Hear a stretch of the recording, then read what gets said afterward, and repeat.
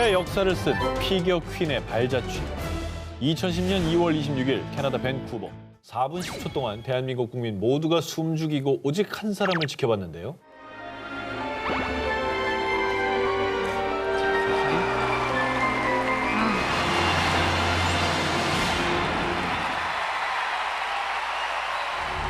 Gold medalist and Olympic champion representing Republic of Korea, Ella Kim. 근데 지금도 순간 눈물이 나더라고요. 당시 대한민국 국가대표로 출전한 김연아 선수가 총점 228.56점으로 역대 피겨 여자 싱글 세계 최고 기록을 경신했는데요. 한국을 넘어 전 세계 피겨사의 새 역사가 쓰인 그날, 당시 외신에서도 피겨 스케이팅 역사상 가장 위대한 연기라고 부르하며 찬사를 보냈습니다. 피겨는 사실 김연아 선수 전에는 좀 낯설었어요. 맞아요. 근데 어떻게 보면 우리나라에서 불모지였는데 그래서 금메달을 딴 거 아닙니까? 그렇죠. 그래서 저는 말이죠. 김연아 선수가 2010 세계 스포츠 대회에서 금메달을 딸 때 신은 그 피겨 스케이트를 21세기 문화재로 지정해야 한다고 생각합니다. 이 스케이트는 피겨 퀸이 흘린 피땀이 묻어나는 금메달의 산 증거 아니겠습니까? 정말 동의합니다. 그리고 제가 이거를 추천하는 또 하나의 중요한 이유는요. 김연아 선수가 남긴 이날의 기록이 대한민국 피겨 역사를 새롭게 쓴 건 물론입니다. 평창 동계 세계 스포츠 대회 유치의 밑거름까지 됐으니까 이게 정말 대단한 거죠. 맞네. 금메달 획득 후 이듬해 남아공에서 열린 IOC 총회에서 평창 동계 세계 스포츠 대회 유치 대표단으로서 김연아 선수가 프레젠테이션을 했던 건데요. 기억난다. 저는 동계 스포츠에 대한 대한민국의 노력이 낳은 살아있는 유산입니다. 그녀의 금메달이 이제 우리나라의 가능성을 활짝 열어준 거죠. 그러니까 그 시작이 전부 이 피겨 스케이트였거든요. 그러네요. 그러니까 그 스케이트를 21세기 문화재로서 등재할 그런 가치가 충분하지 않을까요? 그리고 실제로 2017년 문화재청에서도요. 한국 선수로는 최초로 세계 스포츠 대회 피겨 종목에서 우승할 때 신은 스케이트로서 가치가 있습니다. 대한민국 최초의 피겨 금메달을 안겨준 김연아의 스케이트. 그 역사적 가치를 기억하면 언젠가 문화재가 될 것임이 분명합니다.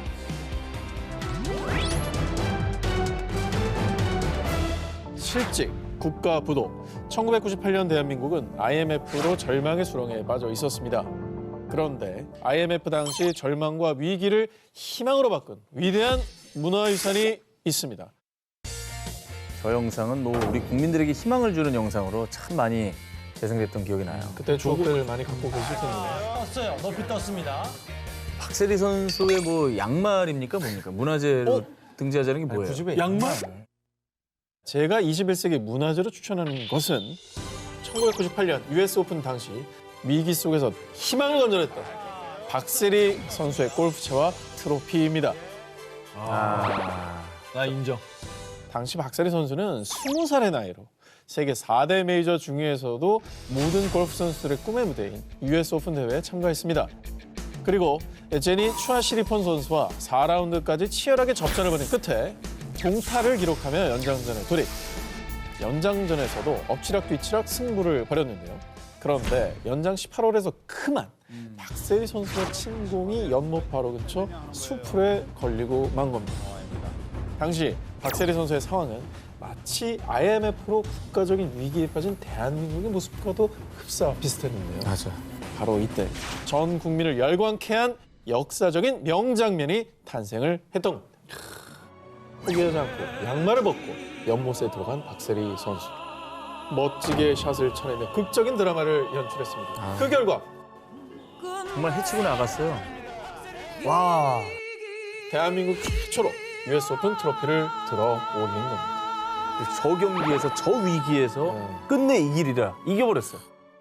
정말 국민들이 그냥 시리에 빠져 있었고 웃을 일이 아예 없었던 상황이었잖아요. 저 영상 보고 우리도 아무리 어려워도 이 위기에서 벗어날 수 있겠구나 희망이 생겼잖아요. 저걸 보고 감동해서 수많은 어린 그 학생들이 박세리 키즈. 골프를 시작했죠. 그리고 2016년 100여 년 만에 골프가 정식 종목으로 채택이 됐던 리우데자네이루 세계 스포츠 대회 당시 박세리 감독 연출, 박인비 선수 주연으로 금메달 수상이라는 드라마까지 만들어낸 겁니다. 골프자 트로피가 문화재에 등재된다면 소감이 어떨지 보내주셨는데요. 그렇게만 된다면 그 기분을 어떻게 말로 할 수 있을지 상상도 안 되네요. 대한민국에서 태어나 진짜 자랑스럽게 생각하고 대대 손손 길이 남을 영광이라 생각하겠습니다. 이렇게 직접 이 반응을 보내주셨습니다.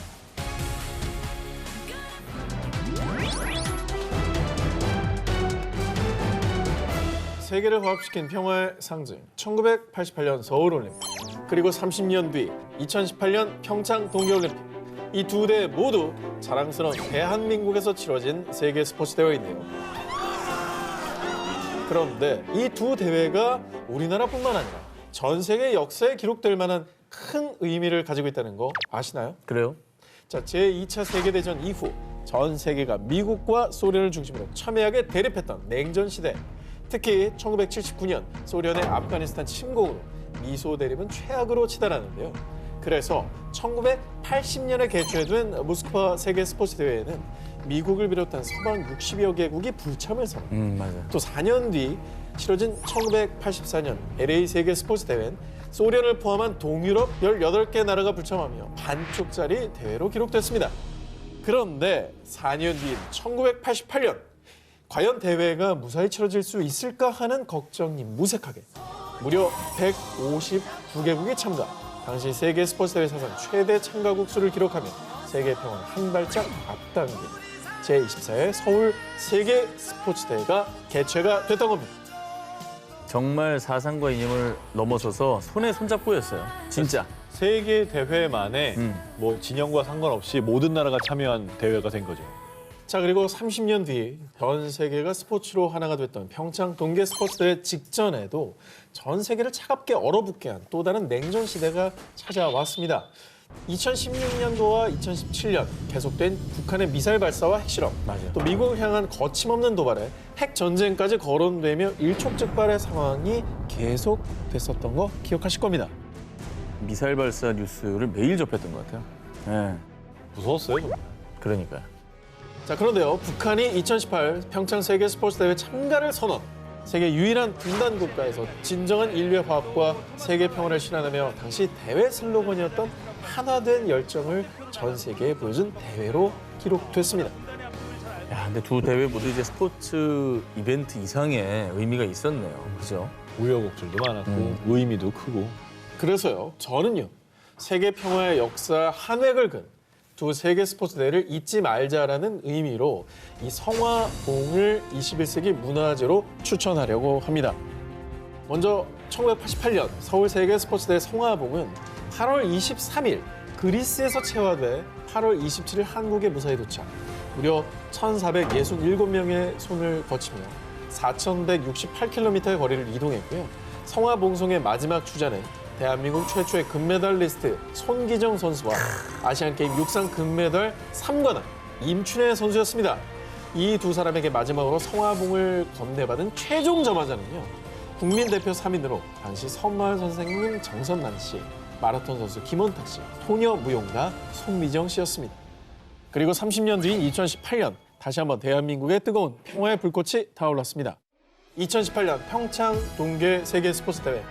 평화를 상징한 첫 한국인 성화 봉송 주자, 영원한 캡틴 박지성 선수부터요. 이야. 박보검, 유재석, 이상화, 차범근 등 연예인, 스포츠 스타, 일반인까지 총 7,500여 명에 의해 성화봉이 운반됐고요. 최종 점화자인 피겨 퀸 김연아 선수의 화려한 피겨 연기 끝에 평창 동계 세계 스포츠 대회 화려한 막이 올랐습니다. 영광이네요, 진짜 저. 와. 1988년 서울 세계 스포츠 대회 성화봉은 현재 수정구 체조 경기장에, 2018년 평창 동계 세계 스포츠 대회 성화봉은 평창 올림픽 기념관에 전시 중이라고 하는데요. 단순히 스포츠 축제라고만 생각하면 뭐 그렇게 문화재까지 할 정도야라고 생각할 수 있는데 아, 이게 의미가 있잖아. 세계의 어떤 그 화합과 평화라는 거를 생각한다면 충분히 문화재로서의 자격이 있는 것 같아요. 다음 특종입니다. 평화의 상징 성화봉 외에도 1988년 우리나라에서 열린 세계 스포츠 대회 하면은 떠오르는 게 있습니다. 바로 서울 세계 스포츠 대회가 열렸던 서울 종합운동장, 이 주 경기장입니다. 이 경기장 역시 21세기 문화재로 지정해야 한다라고 생각을 하는데요. 여러분 로마에 가면 꼭 들르는 명소 있지 않습니까? 맞아. 네, 고대 로마 제국의 상징이자 고대 경기장으로 쓰였던 이 콜로세움. 세계 문화유산으로 지정돼 지금까지 1900년이 넘는 역사를 자랑하고 있는데요. 그렇다면 우리도 88 서울 세계 스포츠대의 의미와 우리 스포츠 역사를 고스란히 간직할 수 있다면 얼마나 좋을지 생각해봤습니다. 88 서울 세계 스포츠 대회는 우리 근현대사에 엄청난 의미가 있는 행사였습니다. 그런 만큼 뭐 2000년 후까지 보존될 어떤 의미가 있죠. 있죠. 네. 서울 세계 스포츠 대회의 메인 스타디움 서울 종합운동장 주 경기장은요. 국제 스포츠 대회를 개최하기 위해 국내 최고 권위의 건축가 김수근 씨께서 조선 백자의 우아한 곡선미를 따서 설계한 곳인데요. 약 7만 석의 관중석을 자랑하는 국내 최대 규모의 경기장입니다. 특히 한강의 기적을 보여주듯 한강에서 시작된 대회식은요. 성화봉송, 보싸움, 태권도 시범 등 다양한 공연이 펼쳐졌는데요. 특히 길이 남을 희대 명장면, 굴렁쇠 소년의 퍼포먼스. 그리고 다들 기억하실 겁니다. 서울 종합운동장 주 경기장에 울려 퍼진 노래. 손의 손잡. 노래도 좋았어요. 야, 저런 거는 진짜 다른 나라에서 오신 분들은 처음 보는 장면이었을 거예요. 국민들에게 큰 자신감을 심어줬죠. 그뿐만 아니라 개최 당시 서울 세계 스포츠 대회는요. 발전한 한국의 모습을 전 세계에 보여주며 가난한 나라라는 이미지를 탈피했고요. 세계는 서울, 서울은 세계. 이렇게 대회 당시의 표어처럼 대한민국의 다양한 국가들과 교류하며 전 세계로 뻗어나가는 계기가 되었습니다. 분단과 전쟁의 폐허에서 한강의 기적을 이룬 국제적 도시로서의 도약을 보여줘. 이 영광스러운 역사의 한 페이지를 오랫도록 보존하기 위해 이 서울 종합운동장 이 주 경기장을 21세기 문화재로 지정해야 된다고 생각합니다. 꼭 기억해야 할 역사의 한 페이지. 2017년 9월 서울 종로구에서는 이 동상을 공공조형물 1호로 지정을 했습니다. 이 동상의 정체는 지난 2011년 일본군 위안부 문제 해결을 위한 수요 집회가 진행된 지 1000회를 맞아 세워진 최초의 평화의 소녀상이었습니다. 아마 전쟁 피해자들을 저렇게 기념하기 위한 동상은 세계에도 그렇게 흔하진 않을 거예요. 이 평화의 소녀상에는 우리가 꼭 기억해야 할 아픈 역사가 고스란히 녹아 있습니다.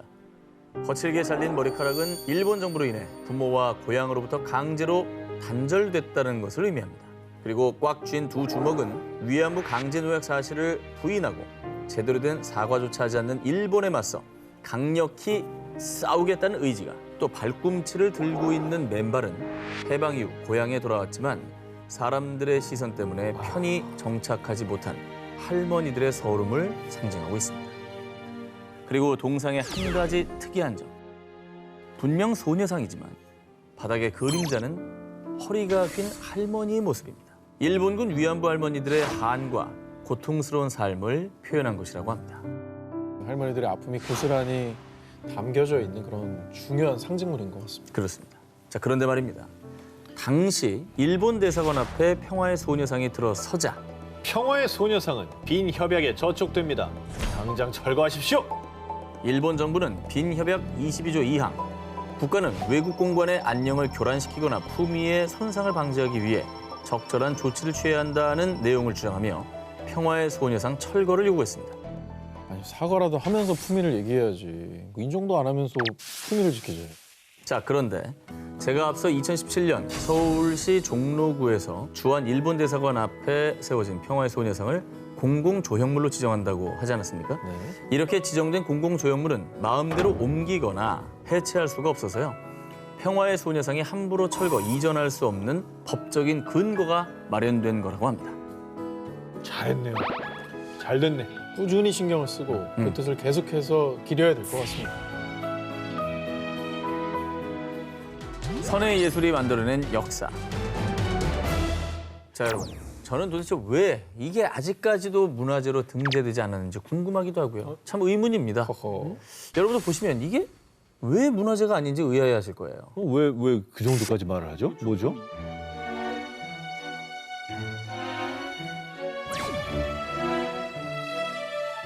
아니 한복이 안 돼 있나? 그런데 왕이나 왕비의 한복 혹은 무덤에서 발굴한 의복 등은 민속문화재로 지정하고 있지만요. 정말 뜻밖에도 아직 한복, 복식 자체는 국가지정 무형문화재로 등재돼 있지 않다고 합니다. 그러니까 한복이 워낙 종류가 많고 다양하니까 음. 어떤 종류를 딱 잘라서 여기까지가 한복이다, 이거 아니면 한복 아니다 이렇게 규정하는 게 어려웠을 것 같아요. 이제라도 한복이야말로 21세기 문화재로 등재돼야 마땅하다고 생각합니다. 자, 시대에 따라 조금씩 형태가 변했지만요. 단아한 선의 예술, 저고리, 주름의 미학이 담긴 치마, 기품이 넘치는 두루마기와 바지, 그리고 장인들이 한 땀 한 땀 손수 수놓은 바느질과 화려한 금박 장식 등 한복엔 오랜 세월 이어져 온 한국의 미와 예술의 정수가 담겨 있습니다. 그리고 세계적인 패션계 거장 칼 라거펠트도 한복에서 영감을 받은 작품들을 선보이는 등 전 세계가 한복의 아름다움에 푹 빠졌습니다. 근데 결국 이 어떤 스타일 자체가 정립된다는 게 우리가 반만년의 역사가 있잖아요. 그렇죠. 예전에 이제 고조선부터 내려온 어떤 삼국시대, 고려, 조선시대를 거쳐서 이 생활 한복도 있고요. 그다음에 퓨전 한복까지 오랜 시간 아름다운 멋을 계승해 왔다는 것 자체가 이게 이제 헤리티지가 있다는 걸 증명하는 거예요. 그런데 한복이 오죽 아름다웠으면 우리의 한복을 두고 말도 안 되는 논쟁이 벌어졌습니다. 지난해부터 중국은 동북공정의 움직임을 보이며 한복은 명나라 한족의 한후에서 영향을 받은 중국의 옷이다 라는 말도 안 되는 주장을 펼치기 시작을 했습니다. 아, 빨리 기록으로 남겨서 좀 지정해야 될 것 같다는 생각은 드네요. 그래서 전 기자가 문화재청에 취재를 해봤습니다. 올해 중으로 한복을 국가무형문화재 지정조사 계획에 포함 한복의 국가무형문화재 지정 가치를 조사할 예정이라고 합니다. 한국의 혼과 예술의 정수가 담긴 자랑스러운 문화유산 한복. 하루빨리 문화재로 지정되길 바랍니다.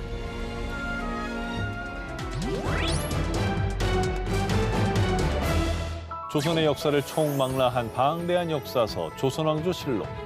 고려가 불심으로 국난을 극복하고자 만든 8만 대장경. 한 시대의 역사를 집대성한 책들이자 대한민국의 소중한 보물들인데요. 그런데 말입니다. 21세기에도 대한민국 교육사에 있어서 절대 빼놓을 수 없는 책이 있습니다. 이 책은 국내에서 성경 다음으로 가장 많이 팔린 책이라고 하는데요. 판매 부수만 무려 약 4,600만 권으로 추정되고요. 이 책을 쌓아 올리면 에베레스트의 약 156배. 바로 수험생들의 필수 참고서 수학의 정입니다. 이거는 진짜 다 샀지 뭐. 팍하면. 저는 해져가지고 2권 샀었어요. 이거. 해졌다고? 나도 해졌어. 깔고 자가지고. 아, 그게 아니라 네, 맞죠. 집합하고 방정식을 많이 봐가지고 그만 여기만 너무 너덜너덜한 거야. 자, 60년대 당시에 서울대 수학과 학생이었던 홍성대 씨는요. 아니, 제대로 된 수학 참고서 하나가 없군. 내가 직접 만들어야겠어. 당시 국내 수학 참고서의 수준에 실망한 뒤 외국의 수학 서적을 찾아 분석하며 수학의 정비를 집필하게 됐다고 합니다. 대박이다. 이게 수능 출제 경향이나 내신 반영법 등 입시 제도는 끊임없이 변하고 있잖아요. 그럼에도 불구하고 이 책이 수험생들에게 꾸준히 사랑받는 이유가 뭘지. 네. 이 비결이 이름 그대로 정석 그 자체, 수학의 정비는 수능에 최적화된 문제집이 아니라 고등학교 수학 과정의 이해를 돕기 위한 기본서로요. 빨간 책은 내신, 수능 수준에 맞는 기본 시리즈, 파란 책은 교과서의 부족한 부분을 보충하는 실력 시리즈, 이렇게 수준별로 분류가 돼 있고요.